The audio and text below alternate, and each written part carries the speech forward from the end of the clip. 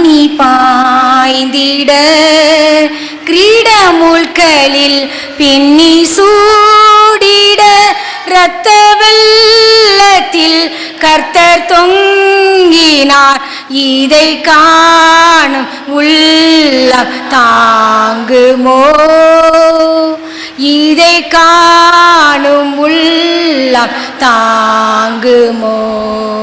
பாவிக்கு புகலிடம் இயேசு ரட்சகர் பாரினில் பலியாக மாண்டாரே. பாவ சாபங்கள் தீராவியாதிகள் பல தோல்விகள் உந்தன் வாழ்க்கையில் கண்டு நீ மனம் கலங்குவதே. கர்த்தன் இயேசு மண்டை ஓடிவா. கர்த்தன் இயேசு மண்டை ஓடிவா. பாவிக்கு புகலிட இயேசு ரட்சகர் பாரினில் பலியாக மாண்டாரே. கல்லர் மத்தியில் ஒரு கள்ளன் போல் குற்றமற்ற கிறிஸ்தேசு தொங்கினார். அரிகாசமும் பசிதாகமும்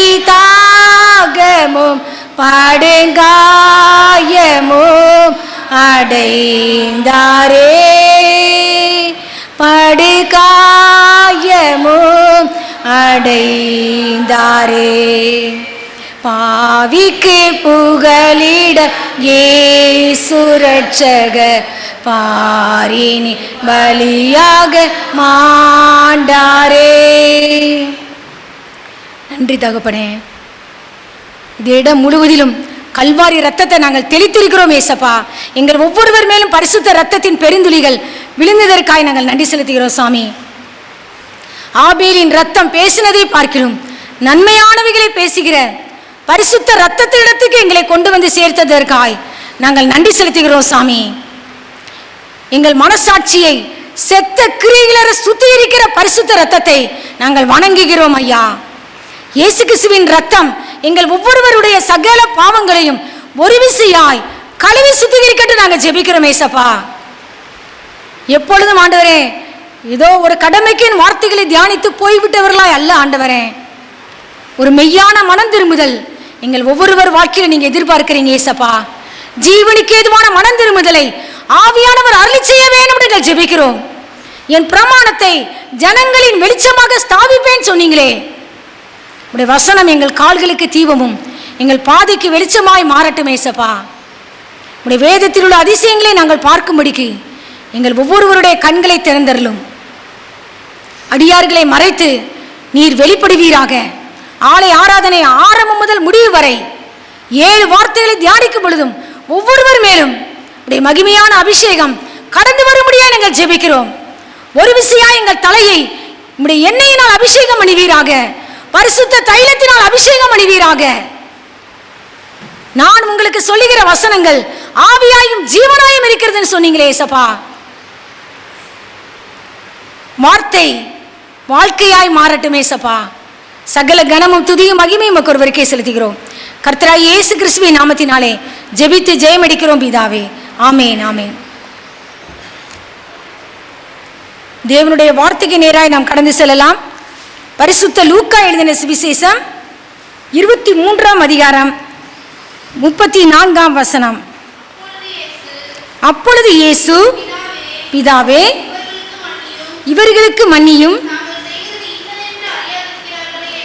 தாங்கள் செய்கிறது இன்னதென்று அறியாதிருக்கிறார்களே என்றார்.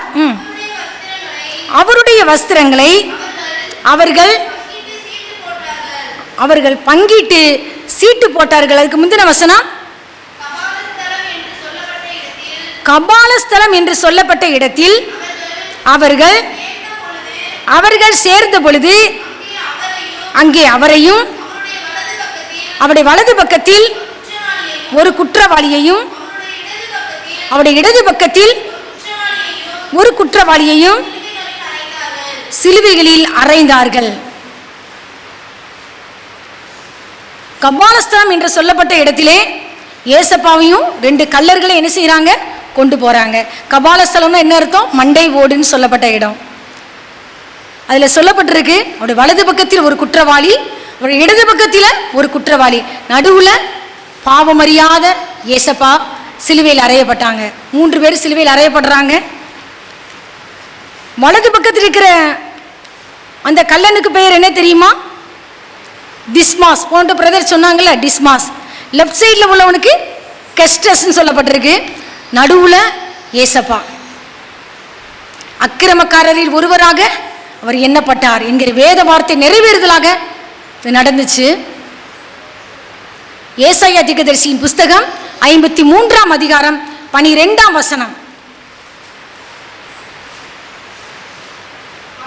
அவர் தம்முடைய ஆத்துமாவை மரணத்தில் ஊற்றி அக்கிரமக்காரரில் ஒருவராக எண்ணப்பட்டு அநேகருடைய பாவத்தை தாமே சுமந்து அக்கிரமக்காரியாகி எனக்காகவும் உங்களுக்காகவும் வேண்டிக் கொண்டார்.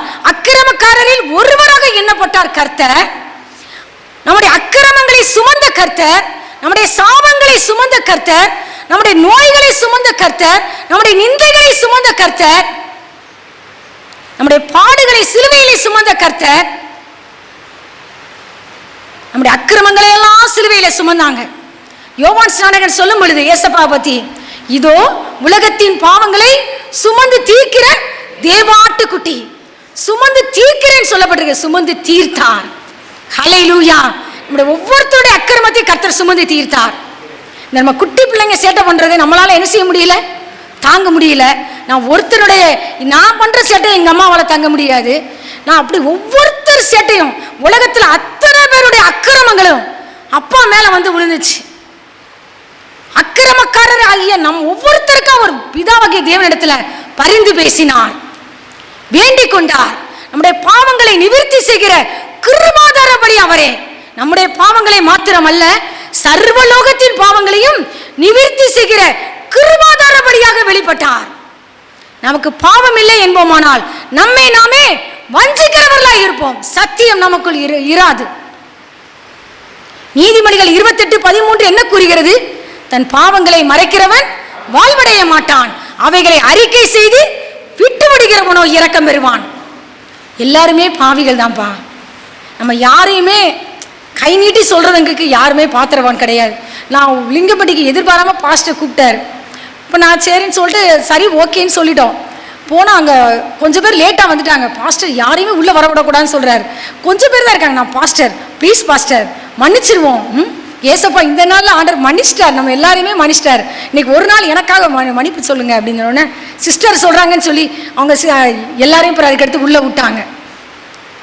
எனக்கு என்ன இதில் ஆண்டவர் 2 இடத்துல மொதல் வார்த்தை, நாங்களே ஒரு சோம்பேறி ஆண்டவரே, மொதல் வார்த்தையை போய் எங்கே கொடுக்குறீங்க ஒயிலான்னு சொன்னால் நைட்டு இன்னொரு வார்த்தையை மன்னிப்பு, அடுத்த வார்த்தையை நீங்கள் தான் பேசணும் அப்படின்னு ஆண்டவர். அப்போ நான் நினச்சேன் ஏதோ ஒரு திட்டத்தோட கர்த்தர் கூட்டி கொண்டு போகிறார். சும்மா மன்னிப்பு நான் பேசுறதுல முக்கியம் இல்லை பாப்பா, இல்லையா? நான் மன்னிப்பை வாங்கணும் ஏசப்பாட்ட இருந்து, நானும் மற்றவங்களுக்கு மன்னிப்பை காட்டணும். ஆமேன். அவர் இரக்கத்தில் ஐஸ்வர்யம் உள்ளவர். என்கிட்ட இரக்கத்தை காட்டினாரு, நானும் என் பிள்ளைங்களுக்கு என் கணவருக்கு எல்லா இடத்துலையும் இரக்கத்தை காட்டணும். ஆமேன். நான் ஃபுல் கண்டிஷனாக நடத்தக்கூடாது. அன்பும் இருக்கணும், கண்டிஷனும் இருக்கணும், 2 இருக்கணும். ஆமேன். 2 கலந்தா தேவ அன்பு. நாணயத்தின் 2 பக்கங்கள். அவர் அன்பில தாய் தேற்றுவது போல தேற்றுகிற அன்புடையவர், தாயை போன்ற மார்புடையவர். அதே சமயத்தில் தீமையை பார்க்க மாட்டாத சுத்த கண்ணன், பட்சிக்கிற அக்கினி. மன்னிப்பை குறித்து பேச எந்த தகுதியும் இல்லைதான், அவருடைய ரத்தத்தினால நமக்கு தகுதி உண்டாயிருக்கிறது. ஆமேன். அவர் மன்னிக்கிறதற்கு தயை பெருத்திருக்கிற ஆண்டவர். யாரையுமே நம்ம கை நீட்டி நம்ம சொல்றதுக்கு முன்னாடி நான் இந்த பாவம் என்கிட்ட இருக்கா, அட்லீஸ்ட் அவங்களுக்காக நம்ம ஜெபிப்போம்ப்பா, அவங்கள கை தூக்கி விடுறவங்களா நம்ம இருப்போம். அதுதான் ஆண்டவர் எனக்கு சொல்லி கொடுத்தது. ஏதோ நான் கட்டுற மாதிரி படிச்சுட்டு வந்து நான் சொல்ல வரல. மற்றவங்களை கை நீட்டுறதுக்கு முன்னாடி ஆண்டவர் என்ன சொன்னார்? உங்களில் பாவம் இல்லாதவன் எவனோ அவன் முதலாவது இந்த மகள் மேல கல்லறிப்பா. நீ சொல்ல வந்திருக்கிறீல, கூட இருந்தவனை கூட்டு வந்தியா? கூட்டு வரல. கல்லறியும் மனிதர் முன்பு கரைபட்ட வாழ்வை கண்டு கல்லறிய விடாமல் என்னை காத்து கொண்டீரே. கல்லறியும் மனிதர் முன்பு கரைபட்ட வாழ்வை கண்டு கல்லறிய விடாமல் என்னை காத்து கொண்டீரே. கல்லறிய விடாம ஆண்டவர் உங்களை என்னையும் காத்து கொண்டார். ஆமென். உலகத்தை ஆக்கினைக்குள்ளாக தீர்க்கும்படிக்கு தேவன் தம்முடைய குமாரனை உலகத்தில் அனுப்பாமல் அவராலே உலகம் ரட்சிக்கப்படும்படியாக அவரை அனுப்பினார். அதனால யாரையுமே நம்ம ஆக்கினைக்குள்ளாக டகாட்டகம் தீர்க்க கூடாது. ஆமென். ஆண்டவர் என்ன சொன்னாரு? மகளே, யாருமே உன்னை ஆக்கினைக்குள்ளாக தீர்க்கலையாமா? தீர்க்கல ஆண்டவரே, நானும் உன்னை ஆக்கினைக்குள்ளாக தீர்க்கிறதில்லை. ஆனால் நீ போ, இனி பாவம் செய்யாதே. பாவத்தை என்கரேஜ் பண்ணுகிற ஆண்டவர் அல்ல, மன்னிக்கிறதற்கு தயவுறுத்த ஆண்டவர். தீமையை பார்க்க மாட்டாத சுத்த கண்ணன்.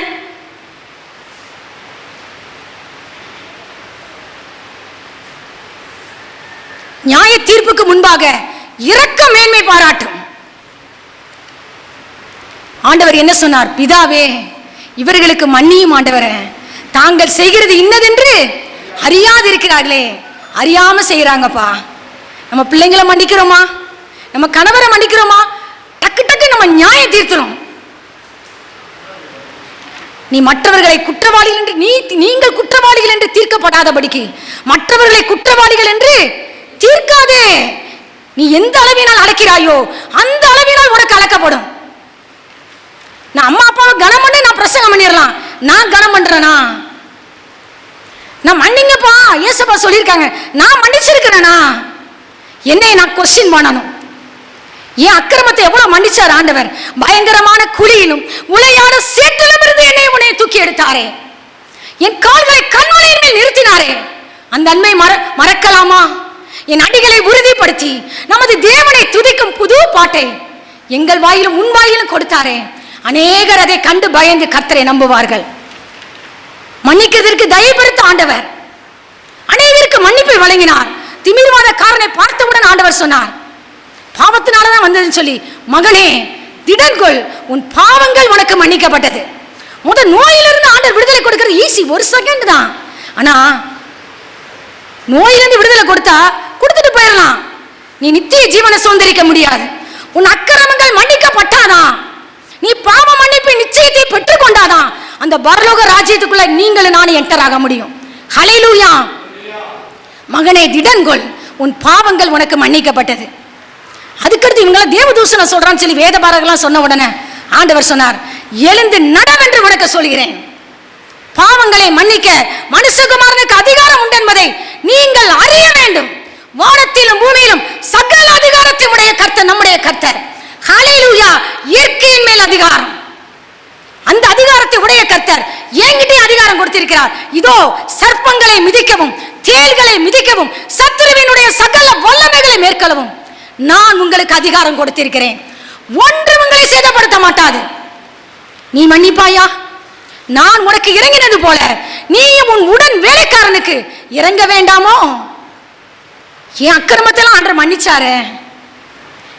என் சின்ன பிள்ளை என்கிட்ட ஏதோ கோபம் நடந்துருச்சு, நான் மன்னிக்காம இருக்கலாமா? நான் மன்னிக்கலைனா, என் கணவரை மன்னிக்கலைனா, என் குழந்தைய மன்னிக்கலைனா, என் ஃப்ரெண்ட்ஸை மன்னிக்கலைனா என் பாவம் திரும்ப கிரெடிட் பண்ணப்படும்பா. அவர் அக்கௌண்ட்ல திரும்ப எழுதிடுவாருங்க. இவ்வளவு அக்கிரமத்தையும் ஆண்டவர் மன்னிச்சாரு. ஆண்டவர் கேட்கிறாரு, நான் உனக்கு இறங்கினது போல நீ உன் உடன் வேலைக்காரனுக்கு இறங்க வேண்டாமோ? லூக்கா எழுதின சுவிசேஷம் 7ஆம் அதிகாரம் 37-38 வசனங்கள். அப்பொழுது அந்த ஊரில் இருந்த பாவியாகிய ஒரு ஸ்திரீ அவர் பரிசேயின் வீட்டிலே பந்தி இருக்கிறதை அறிந்து ஒரு பரணியில் பரிமள தைலம் கொண்டு வந்து அவர் பாதங்களின் அருகே. போதும் பாப்பா. ஒருவேளை இது மகதலேனா மரியாளாக இருக்கலாம்னு சொல்றாங்க, தெரியல. பாவியான ஒரு ஸ்திரீ, கர்த்தர் அவளிடத்தில் 7 பிசாசுகளை துரத்தி இருந்தார். பெத்தானியா கிராமமாக இருக்கும் நான் நினைக்கிறேன். அந்த கிராமத்துல குஷ்டரோகியா இருந்த அந்த சீமோன் வீட்டுல கர்த்தர் சீசர்களோடு பந்தி இருக்கிறார். அப்போ அந்த பாவியான ஸ்திரீ சாமி அந்த வீட்டில் இருக்காரு சொல்லி கேள்விப்பட்டு சாமி பாதத்துக்கு அருக வந்து பின்னாக நின்று அழுது கொண்டு பாதங்களை கண்ணீரினால் நனைத்து தன் தலைமுயிரினால துடைத்து பாதங்களை முத்தம் செஞ்சுக்கிட்டே இருக்கா. இதை பார்த்த உடனே அந்த சீமோன் மனசுல நினைக்கான், இவர் யாருன்னு தெரியுமா? இவர் தீர்க்கதரிசியா இருந்தா பாவியான ஸ்திரீ இவளை தொட்டுக்கிட்டு இருக்க அனுமதி கொடுத்துக்கிட்டு இருக்காரு தெரியுமா? தீர்க்கதரிசியா இருந்தா தெரியும். அப்படி மனசுக்குள்ள இவன் நினைக்கிறத சாமி மனசர் உள்ளத்தில் இங்க ஒவ்வொருத்தரும் என்ன நினைச்சிட்டு இருக்கிறீங்கிறது ஏசப்பாவுக்கு தெரியும். ஆமென். தேவனுடைய பிரசனம் நிறைவாய் இருக்கிறதை நான் உணர்கிறேன். ஹல்லேலூயா. மகிமையின் ராஜாவின் பிரசனம் இந்த இடம் முழுவதும் நிரம்பி இருக்கிறது. மன்னிக்கிறதற்கு தயவுபடுத்த ஆண்டவர் சீமோனை பார்த்து சொல்றார், சீமோனே, இப்படி திரும்பி பார்த்து சொல்றார், உனக்கு நான் ஒரு காரியம் சொல்லணும். சொல்லுங்க போதகரே. ஒரு மனிதனிடத்துல, ஒரு எஜமான இடத்துல 2 பேர் கடன் பட்டிருக்கிறாங்க. ஒருத்தர் 500 தாலந்து, இன்னொருத்தர் 50 தாலந்து கடன் பட்டிருக்கிறாங்க. அவங்களுக்கு கொடுக்க நிர்வாகம் இல்லாம போயிடுச்சு. 2 பேரையும் எஜமான் மன்னிச்சிட்டார். எஜமான இடத்துல யார் அதிகமா அன்பு கூறுவா சொல்லு பார்ப்போம். எவனுக்கு அதிகமாய் மன்னித்து விட்டானோ அவன் அதிகமாய் அன்பு கூறுவான் அப்படின்னு சொல்லி சாமிகிட்ட இவன் சொல்றான். சரியாய் நிதானித்தாய், சூப்பர், சரி. இப்போ நீ அப்படி ஸ்திரீனிடமா அப்படி பார்க்கிறார். திரும்பிட்டு சீமோனை நோக்கி சொல்றாரு, சீமோனே, நான் உள்ள வந்தல்ல, ஆமா ஆண்டவரே, என் காலுகளுக்கு நீ தண்ணி தந்தியா? தரல ஆண்டவரே. என் தலையில நீ என்ன பூசினியா? என்ன பூசல. எனக்கு முத்தம் கொடுத்தியா? கொடுக்கல ஆண்டவரே. ஆனா இவளோ நான் உள்ளே பிரவேசித்தது முதல் என் பாதங்களை ஓயாமல் முத்தம் செய்தாள். ஆகையால் இவள் மிகவும் அன்பு கூர்ந்தாளே. அவ பாவத்தை மன்னிங்கன்னு கூட கேட்ட மாதிரி தெரியல. அவளுடைய அன்பு உள்ளத்தை கவர்ந்துருச்சுப்பா. ஏசப்பா உள்ளத்தை கவர்ற மாதிரி நடக்கிறோமா? இவள் மிகவும் அன்பு கூர்ந்தாளே. இவள் செய்த பாவங்கள் மன்னிக்கப்பட்டது. ஸ்திரீனிடமாய் திரும்பி சொல்வார் ஆண்டவர், மகளே போ, உன் விசுவாசம் உன்னை ரட்சித்ததுன்னு சொல்வார். ஆமென். நேசரின் உன்னத பாட்டில் ஒரு வார்த்தை வரும், உன் கண்களை என்னை விட்டு திருப்பு, அவைகள் என்னை வென்றது. நேசரின் கண்களை வென்ற கண்கள். இதுவரை அவ கண்ணுக்கு என்ன போட்டிருக்கா? மை போட்டிருக்கலாம், வாயில லிப்ஸ்டிக் போட்டிருக்கலாம். ஆனா அப்பா பாதத்துல விழுந்து அழுதா பாருங்க, எல்லாம் கரைஞ்சு போயிடுச்சுங்க. ஹல்லேலூயா. கைகளை தட்டி தேவனை மகிமைப்படுத்துவோம். கர்த்தர் பரிசுத்த ஸ்திரீயாய் மாற்றி விட்டார். ஹல்லேலூயா. பாவியான ஸ்திரீ பரிசுத்த ஸ்திரீயாய் தேவன் மாற்றி விட்டார். பாவங்களை மன்னிக்க மனுஷகுமாரனுக்கு அதிகாரம் உண்டு. நீ மற்றவங்களை அற்பமாய் பார்க்காதே. கொலோசியர் 1:20-21. கொலோசியர் 1:20-21. அவர் சிலுவையில் சிந்தின ரத்தத்தினாலே சமாதானத்தை உண்டாக்கினார். போதும் பாப்பா. எப்படி நிறுத்த விரும்பினாரா? பரிசுத்தராகவும் குற்றமற்றவராகவும் கண்டிக்கப்படாதவர்களாகவும் தமக்கு முன் நிறுத்தும்படியாக தமது மாம்ச சரீரத்தில் அடைந்த மரணத்தினாலே பிதாவாகிய தேவனோடு உன்னையும் என்னையும் ஒப்புரவாக்கினார். பகையை, பிதாவாகிய தேவனோடு இருந்த பகையை சிலுவையினாலே கொன்றார். யோசேப்பு தன் சகோதரர்களை மன்னிச்சான். யாக்கோபு இறந்தப்போ யோசேப்பின் சகோதரர்கள் ஆள் அனுப்பி சொல்வாங்க, உமது அடியாரின் உங்க அடியானாகிய தகப்பனுடைய தேவனுக்கு ஊழியக்காரர்கள் நாங்க செய்த துரோகத்தையும் பாதகத்தையும் மன்னிக்க வேண்டும் உங்க அப்பா சொன்னாரு உயிரோடு இருக்கும் போதுன்னு. இந்த வார்த்தையை கேட்ட பொழுது யோசேப்பு அழுதான். எவ்வளவு ஒரு தேவனுடைய அந்த திவ்ய சுபாவம், அது கல்வாரி சிலுவையிலே சம்பாதித்த அந்த திவ்ய சுபாவம், டிவைன் நேச்சர் எனக்குள்ளே உங்களுக்குள்ள வரணும்னு ஆவியானவர் விரும்புகிறார். உமது அடியார் செய்த துரோகத்தை நீங்க மன்னிக்கணும், நாங்கள் உமக்கு அடிமைகள் சொல்லி விடுவாங்க. அப்போ யோசேப்பு சொல்லுவான், நான் தேவனா, நான் கர்த்தருக்கு அடிமை, ஜீவரட்சணை செய்யும்படிக்கு வெகு ஜனங்களை உயிரோடே காக்கும்படிக்கு நீங்கள் அல்ல, தேவனே என்னை இவ்விடத்துக்கு அனுப்பினார். அதான் நீங்கள் சஞ்சலப்பட வேண்டாம். யோசிப்பு மன்னிச்சான். ஸ்தேவான் பாருங்க, உருக்குலைந்த நிலைமையில பல்ல கடிச்சிட்டு வராங்க, பெரிய பிரசங்கம் பண்றான். வணங்கா கருத்துள்ளவர்களே, இருதயத்திலும் செவிகளிலும் விருத்த சேதனம் இல்லாதவர்களே, பரிசுத்த ஆவியானவருக்கு எதிர்த்து நின்றுகிட்டு இருக்கிறீங்கன்னு சொல்லி தைரியமா பிரசங்கம் பண்றான். பல்ல கடிக்கிறாங்க. நம்மளுக்கு விரோதம் எத்தனை பேர் பல்ல கடிக்கிறாங்க, ஆனா அவங்கள தான் நம்ம பார்த்துக்கிட்டு இருப்போம். அந்த நேரத்தில் ஆவியானவர் என்ன விரும்புகிறார் தெரியுமா? ஸ்தேவானை போல நீ பரிசுத்த ஆவியானவரால் நிரப்பப்படணும்னு விரும்புகிறார். நீ ஆவியானவரால் நிரப்பப்படணும்னு விரும்புகிறார். நீ வானத்தை அண்ணாந்து பார்த்தான். என்ன நடந்தது? தேவனுடைய மகிமையை பார்த்தான். தேவன் அவனுக்காக பிதாவின் வலது பார்சத்திலே நின்று கொண்டிருப்பதை பார்த்தான். முழங்கால் படியிட்டு சொன்னான், பிதாவே, இவர்கள் மேல் இந்த பாவத்தை சுமத்த வேண்டாம் ஆண்டவரேன்னு. அது மாதிரி நம்ம இருக்கிறோமா? அப்போஸ்தலர் 5ஆம் அதிகாரம் 30-31 சொல்லப்பட்டிருக்கு, இஸ்ரவேலுக்கு மனம் திரும்புதலையும் பாவ மன்னிப்பையும் அருளுகிறதற்காக அவரை பிதாவாகிய தேவன் அதிபதியாகவும் இரட்சகராகவும் தமது வலது கரத்தினாலே உயர்த்தினார். ஹல்லேலூயா! உன் வாழ்க்கையிலே மனம் திரும்புதலையும் பாவ மன்னிப்பையும் அருளுகிறதற்காக பிதாவாகிய தேவனுடைய வலது கரத்தினால் தேவகுமாரன் உயர்த்தப்பட்டார். கடைசியாக ஒன்று சொல்லி முடிக்க விரும்புகிறேன். சீமேயி உங்களுக்கு தெரியும், 1 ராஜாக்கள் 3ஆம் அதிகாரத்தில் சம்பவம் இடம்பெற்றிருக்கு. சீமேயி தாவீது ராஜாவை என்ன செஞ்சான்? பகூரிம் அந்த ஊருக்கு போக இடத்துல பயங்கரமா தூசிச்சான். அது தேவ மனுஷன் தான். ஆனா தன் மகன் இடத்துல சொல்லும் பொழுது அவனால அது மன்னிக்க முடியல. கடைசியா இதை மட்டும் நீ மனசுல வச்சுக்கோ சாலமோன், அவனை நரைமயிர பாதாளத்துல சமாதானத்தோட நீ இறங்க பண்ண விடக்கூடாதுன்னு. ஒரு தேவ மனுஷனுக்குள்ள இந்த காழ்ப்புணர்ச்சி வரக்கூடாது. ஆமென். ஆனா சாலமோன் ஒரு தருணம் கொடுக்கிறான்பா, சூப்பர் தருணம். எத்தனையோ பேர் நம்மளும் மரணத்திற்கு சீமையை போல மரணத்திற்கு பாத்திரவான்களாய் வந்திருக்கலாம். ஆனாலும் கர்த்தர் ஒரு தருணம் கொடுக்கிறார்.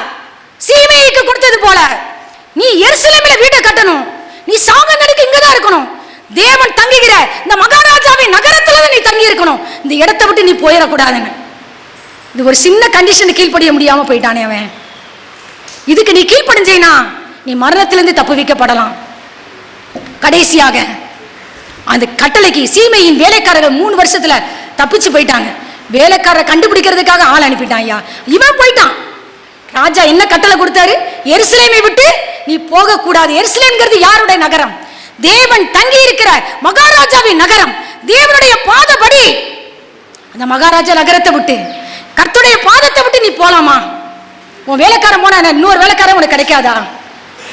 ஒரு கிருபையின் தருணம் கர்த்தர் நமக்கு கொடுக்கிறார்.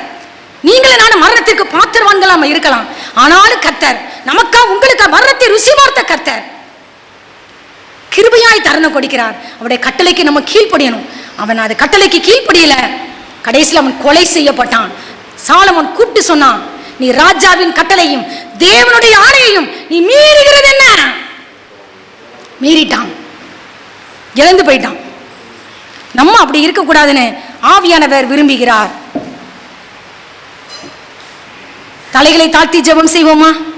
மன்னிப்பு மாட்சிமையாம் மாதேவன் அருளும் மன்னிப்பு மாட்சிமையாம் எண்ணுவாயோ கிழக்கு மேற்கும் தூரமே எண்ணுவாயோ கிழக்கு மேற்கும் தூரமே என்னில் மண் பாவம் அகன்ற தூரமே என்னாலும் மே துதிப்பாய் என்னாத்து மாவேணி என்னாலும் மே துதிப்பாய். எங்கள் அன்பின் பரலோக பிதாவே, உடைய வார்த்தைகளை தியானிக்க கர்த்தர் கொடுத்த இரக்கங்களுக்காக நாங்கள் நன்றி செலுத்துகிறோம். ஒவ்வொருத்தரும் பாவ மன்னிப்பு நிச்சயத்தை பெற்றுக்கொண்டு பரலோகத்தில் ஒரு இடத்தை பெற்றுக்கொள்ளட்டீங்க ஏசப்பா. உம்மிடத்தில் மன்னிப்பை பெற்றுக்கொண்ட நாங்கள் மற்றவர்களுக்கும் ஆண்டவரே, மற்றவர்கள் எங்களுக்கு விரோதமாய் செய்த அக்கிரமங்களை மன்னிக்க எங்கள் ஒவ்வொருவருக்கும் அந்த தேவனுடைய திவ்ய சுபாவம் எங்கள் வாழ்க்கையில உண்டாகட்டும். நாங்கள் ஜெபிக்கிறோம். ஒவ்வொருவர் வாழ்க்கையிலும் மெய்யான மனந்திரும்புதல் உண்டாகட்டும். சகல கனமும் துதியும் மகிமையும் ஒருவருக்கே செலுத்துகிறோம். கர்த்தராகிய இயேசு கிறிஸ்துவின் நாமத்தினாலே ஜெபித்து ஜெயமடிக்கிறோம் பிதாவே. ஆமென், ஆமென்.